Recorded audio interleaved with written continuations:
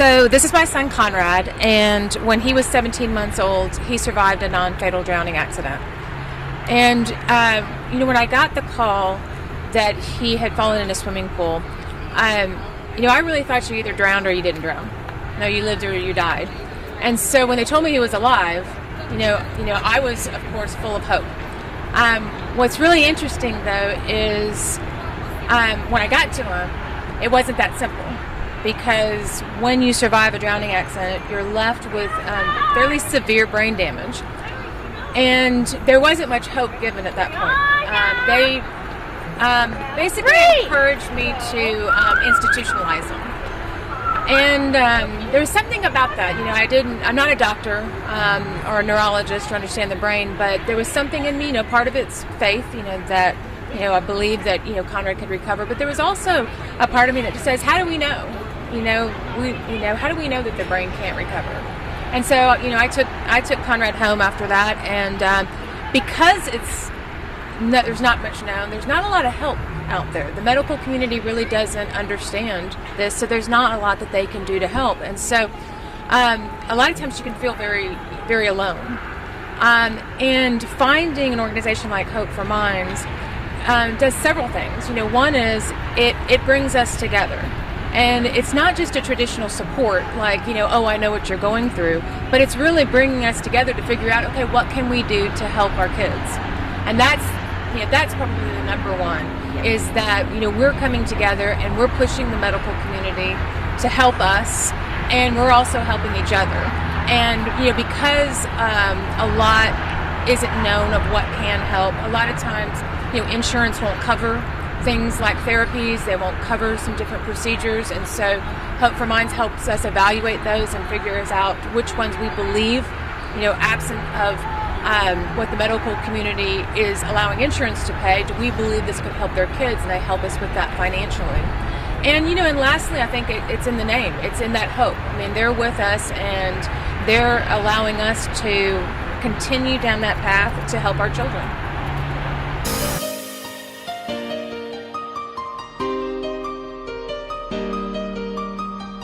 I'd like to introduce you to my daughter, Brianna. It's my sweet survivor. She's a brain injury survivor. At 12 months of age, she was violently shaken, so much to the extent that she suffered brain trauma. She had hydrocephalus. She suffered a stroke, as well as post-traumatic epilepsy. And this is one strong, amazing girl.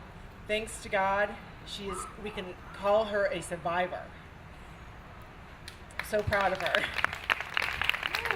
My daughter, she suffered. There were years where she couldn't process her adoption story. It was very, very difficult for her, knowing what happened to her and the fact that she's living now with cerebral palsy and a brain injury. And I'd like to share with you how, in the last couple weeks, how Hope for Minds has helped benefit my daughter and our family.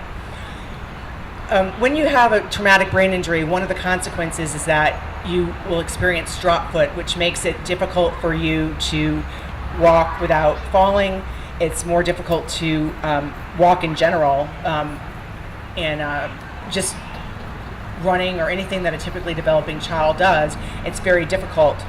And it also causes the spasticity prevents her bones from growing, and so she's got leg length discrepancy and a few other conditions as a result of that. Well, there's a device called a walk aid that is not covered by insurance, but it's known to help children with drop foot. Since Brianna has had this walk aid that was generously given by Hope for Minds, it's a $5,000 piece of equipment.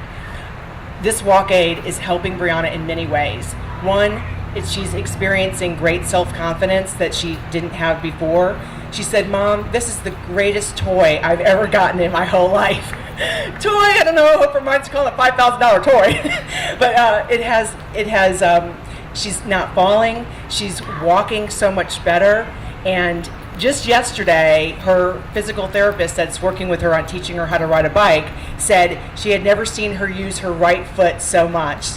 Cannot thank Hope for Minds enough. Brianna, you have something to say about your walk aid?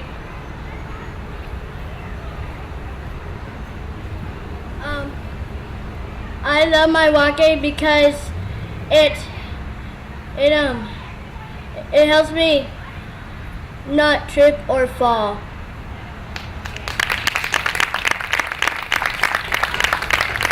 So we so appreciate all the bands. We appreciate all the donors so much, because living with a brain injury is difficult on the child and the family. It presents numerous obstacles. And so we're so grateful to have a nonprofit, particularly in today's day and times when insurance coverage is getting less and less, and we're not getting what we used to get by paying our monthly premiums. So now we have an organization that not only supports us, but can help us get some of the resources that we might not otherwise be able to afford.